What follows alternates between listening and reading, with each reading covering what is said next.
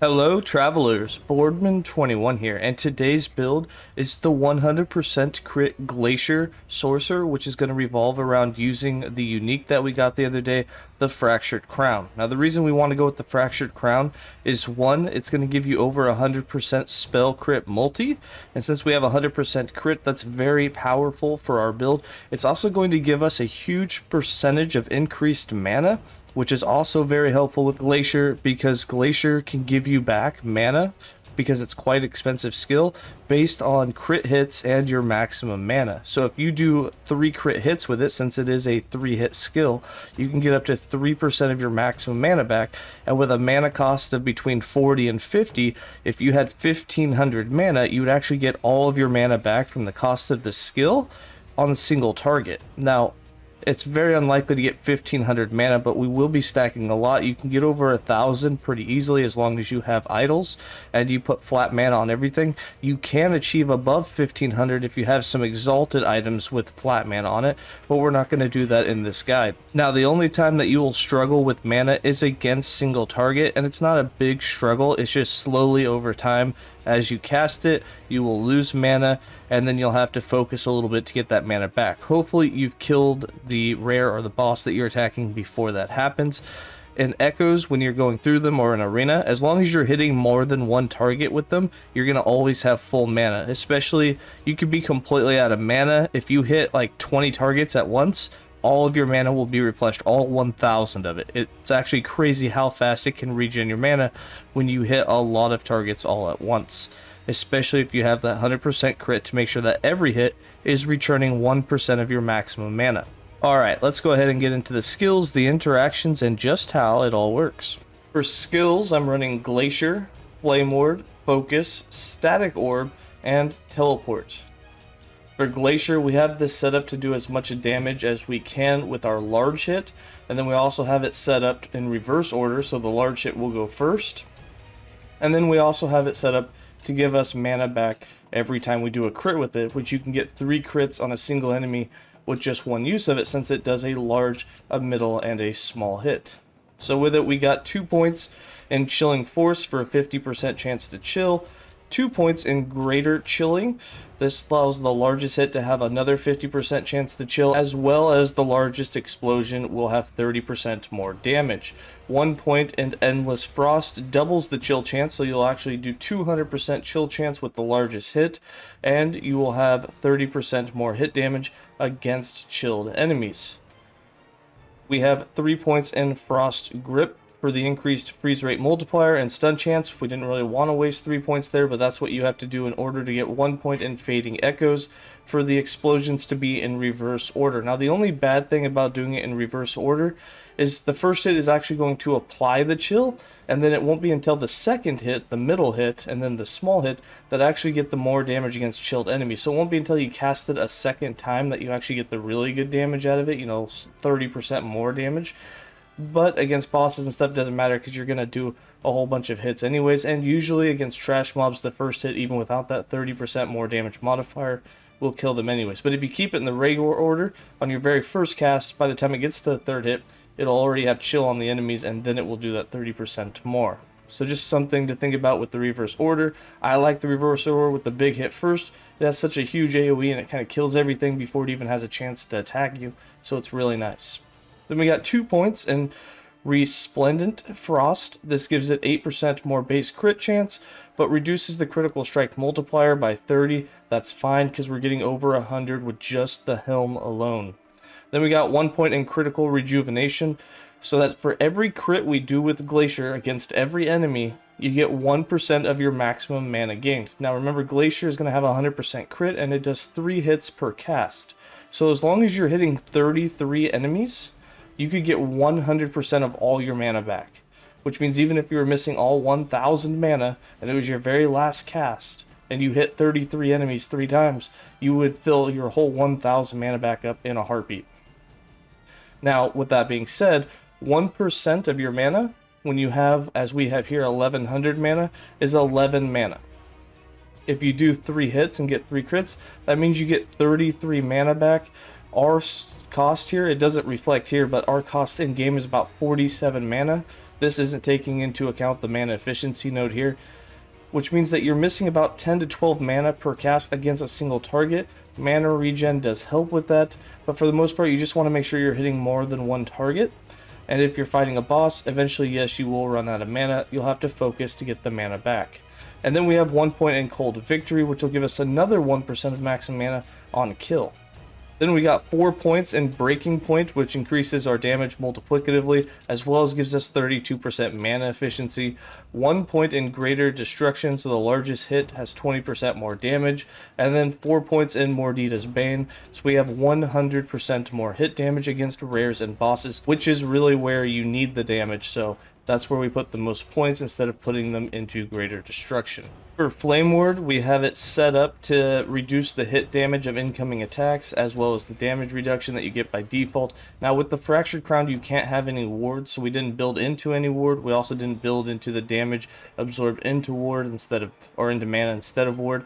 But even without those things, you can still use Flame Ward. We're using it more offensively, as well as we still get 1,000 armor from it. So we got 3 points in Dilation for that increased duration, 4 points in Infusion for 200% increased fire damage, which we're going to convert to cold, 1 point in Fire Aura, 1 point in Frost Ward. This will convert all of that to cold, so we'll have a Retaliation freeze rate, we'll have Fire Aura freeze rate per second, and then what we also have is that 200% fire damage becomes cold damage, so you'll have increased damage as well.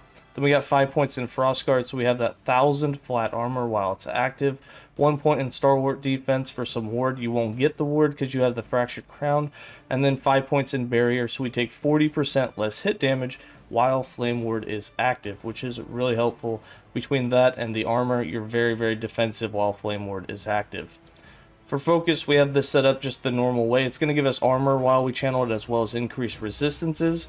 And then, of course, just gives us mana and haste once we're done for how long we were channeling. So we got 4 points in Mana Flooded, 1 point in Desperate Meditation, 4 points in Revelation, 1 point in Energy Infusion, 4 points in Iron Stance, and 5 points in Prism Barrier, with the very last point in Resolute Stance. If you have capped resistances already and you don't need Prism Barrier, I recommend putting the points into Prismatic Stance instead, so you'll take less elemental damage while it is active. Then we have Static Orb, and you don't have to have Static Orb. You can use any skill that you want in this spot. I'm using it for the Lightning Aegis. So when we cast, there's going to double cast it, and then there's a 40% chance on each cast to get Lightning Aegis. So when you cast it, there's an 80% chance for Lightning Aegis. Within 2 casts, you're guaranteed to get it, or almost guaranteed to get it. You should get it on average. And then from that point, the Lightning Aegis is just used for the damage reduction. You won't see me in the gameplay use it that often. In boss fights, that's more of where I would use it. But with this setup, we got 2 points in Lightning Aegis, 1 point in Shocking Orb, 3 points in Static Bolts, 1 point in Overload Casting, 2 points in Static Mana, 1 point in Relinquish, 3 points in Rapid Orbs, and 7 points in Twinned Orbs. And then for Teleport, we got this set up for defense, a little bit of elemental damage, and then of course for the decoys to keep things distracted. We got 5 points in Resonant Plasma, 1 point in Decoy Position, 1 point in Unexpected Copy, 2 points in Stable Duplicates, 5 points in Elemental Affinity for that increased damage, 5 points in Crystalline Passage, and 1 point in Time Dilation. For passives, we got 31 points in the Mage base class, with 8 points in Scholar, 8 points in Arcanist, 5 points in Mage Flurry, and 10 points in Knowledge of Destruction. And then for the Sorcerer, we got 82 points, with 8 points in Calculated Destruction, 8 points in Brainstorm, 8 points in Mana Shell, 10 points in Wisdom, 5 points in Arcane Momentum, 4 points in Cryomancer, 3 points in Afterglow, 5 points in Chill to the Bone, 8 points in Crackling Precision, 5 points in Arcane Obliteration, 8 points in Elemental Ascendance, 5 points in Spellslinger, and the last 5 points in Archmage. And then for idols, items, and blessings. So for idols, we're running increased armor and increased mana with the suffix. You can get whatever prefix you want. If there's cold damage or anything else that you possibly want, you can go ahead and put it in there. But getting 2 1x3s and 2 1x4s of the increased mana is going to give you the most mana possible. And then for 1x1s and 1x2s, just fitting things in to try and cap out your resistances. Then we do have two uniques on this build. We have the Fractured Crown, which I did a video on how to get this. And then we have Orion's Eye, which you can gamble or wait until it randomly falls. You do not have to have Orion's Eye, but it is nice for the build because it gives a huge amount of mana. And then it also makes it to where 100% of void damage is taken as fire, and elemental resistances is easy to get. So you don't have to worry about getting any void resistance, which makes gearing a little bit easier if you have this. You also take less percent damage over time. For the Fractured Crown, the reason that this is extremely useful in this build is you can have up to 130% spell critical strike multiplier, which Glacier is a spell. It gets 3 hits, and with a 100% crit chance, you can do 130% spell critical strike multiplier, which is huge for the build because it's just a whole nother amount of damage added to it. And then of course the increased mana, super helpful. You can get up to 30% more mana, and then 50% or up to 50% of damage you take can be put into mana instead of your health, which is going to give you great damage reduction. And as long as you're in the echoes or hitting more than a couple of targets at a time, you're going to replenish that mana extremely quickly. Then for the crafted items, I'm just going to hover over them all really quick. Again, this build planner will be in the description below, and a link for it will be in the written guide, and the written guide is also linked below, as well as the build planner and several other things. And then for blessings, there's really nothing that's going to make the build stand out, but there are blessings that can give spell damage leeches health. You can get more additional flat mana, and then of course you can build into defense, get your endurance, or get more armor through the blessings. Alright, for the character sheet, as you can see, we have about 1900 health. We have almost capped resistances. We don't quite have poison capped. Necrotic is just shy. And then again, we have Orion's Eye, so all that void is going to be taken as fire instead. And we're capped on elemental and physical, which is great. Got about 20% armor, no dodge. And then for damage types, we got 277% critical strike multiplier. Now remember that you're going to lose 30% of that because of the Glacier tree removing 30 of that, so you can get the base crit. So you actually have 247, but then you add to that all of what you get on the Fractured Crown, which on this build I believe I have 105% roll, so we're actually sitting much closer to about 360%, or just over 350% crit multi, which is huge for the build. And then for crit chance, here you can see our spell critical strike chance is 52%. A lot of people keep asking me why I say it's 100% crit in a build when I only have, 30, 40, 50% on my character sheet. Well, this doesn't take into the 8% base crit chance that we have inside of the Glacier tree. This is actually completely based on the crit chance that we just have either on the Catalyst or the base 5% that we have. So by adding in that 8% or 12%, depending on how many points you put inside of the Glacier tree, this is actually much higher. In fact, I have about 10% base with the items that I have between the Catalyst and my 5% base. So if that gets me to 52% having 10% base, adding in 8% base will put you at about 90%, and then throwing in 12% base by putting 3 points in there and losing 45% crit multi, but getting that 12% base will put you well over 100% crit chance with this build. Then for defense, we've got about 47% endurance. We just need a little bit more to cap that out. Threshold at 436, and then we have 100% critical strike avoidance, which is really important as this is a full life build. You're not going to be running any wards, so you really want that damage reduction. Some people were recently asking for me to start including some uniques that you could just throw into it that may not be better than crafted items once you craft them, but something that you could throw on that would either, one, let you play a little differently, or two, just be useful enough to use during the leveling process or starting the end game process. In this case, I have a few of them that I want to recommend that you wouldn't normally think of for this build. The first being the Halvar's Pledge, which normally you would associate with Avalanche and for the Shaman, but it gives you 4% critical strike chance. So since it's a two-hander, you will lose the Catalyst, which can have up to 6% base, but with the 4% base that you can get on this weapon, you can go ahead and make up for that, and you can still run this as 100% crit. It also comes with flat mana, which will increase the amount of mana that you can have. And then the other cool thing, it comes with mana efficiency, which they removed that affix as being able to craft that on amulets, so the only way to get it is on a few rare uniques. So being able to get it on this staff will reduce the cost of Glacier a little bit, and since you're also increasing your maximum mana, it's going to be easier for you to have your mana full, or at least have it slow down on its reduction against single targets. Now you can also team this up and wear the boots with it. If you put on the boots with it, you get even more mana efficiency, you get a huge amount of freeze rate multiplier, which will help you freeze the mobs, which synergizes because we are using a cold skill with a high amount of freeze rate on it. Glacier is one of the more powerful freezing skills.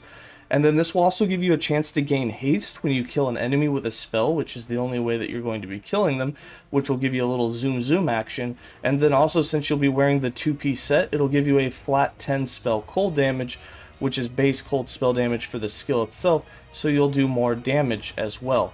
And then another one all by its lonesome is Isadora's Grave Chill, which is a separate set piece. You'd wear it by itself individually, but this one can come up with 20 spell cold damage on it in a glove spot, so this one's great for leveling up with. It's going to give you a huge amount of flat damage, and you can start wearing it at level 31 if you have that in there. So if you're leveling up with Glacier, this is one of the gloves I'd recommend putting it on, because it's very unlikely you'll have a really good crafted glove at level 31, and this will help probably at that point in the game double your damage with Glacier.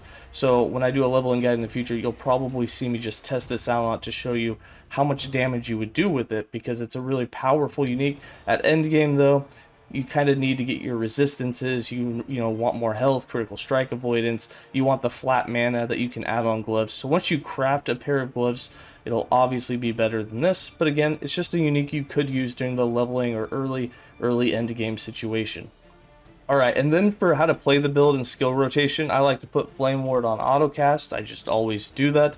And really all you're going to do is just teleport around and use Glacier, and then if you need some damage reduction, maybe you're fighting a boss, you know you might take some big hits, you just fire out your static orb, and you'll see we got Lightning Aegis. That's going to give you a nice percentage of damage reduction. It does increase your lightning damage, but we don't really care about that, seeing as we're not doing lightning damage.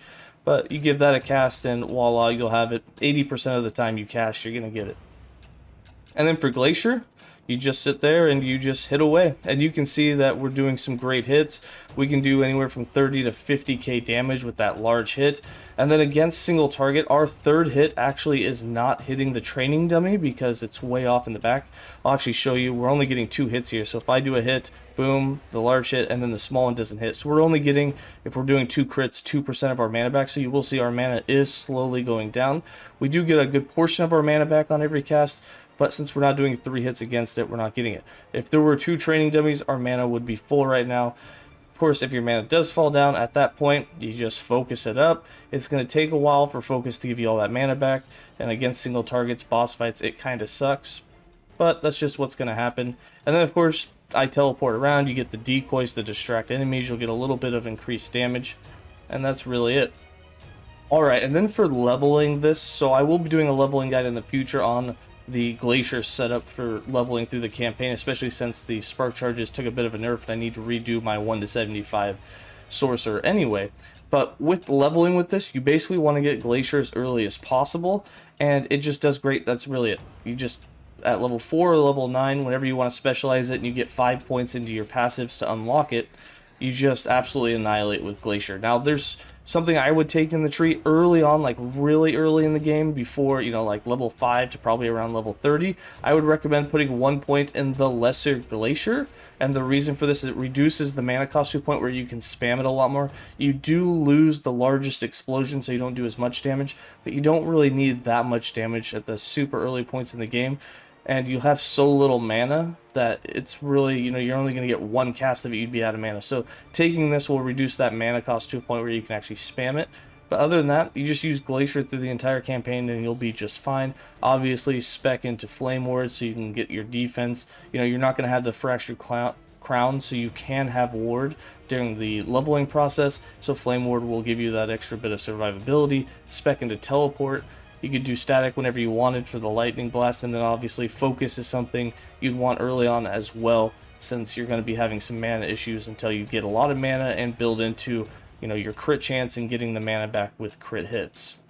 And that's really it. It is possible to level this up. It feels really good, and if you've leveled with Glacier before, you know that you can level with it, and it does pretty well through the campaign. Alright, that's going to be it for this build guide. Hope it was easy to follow, and as always, stay safe, travelers, and enjoy some gameplay.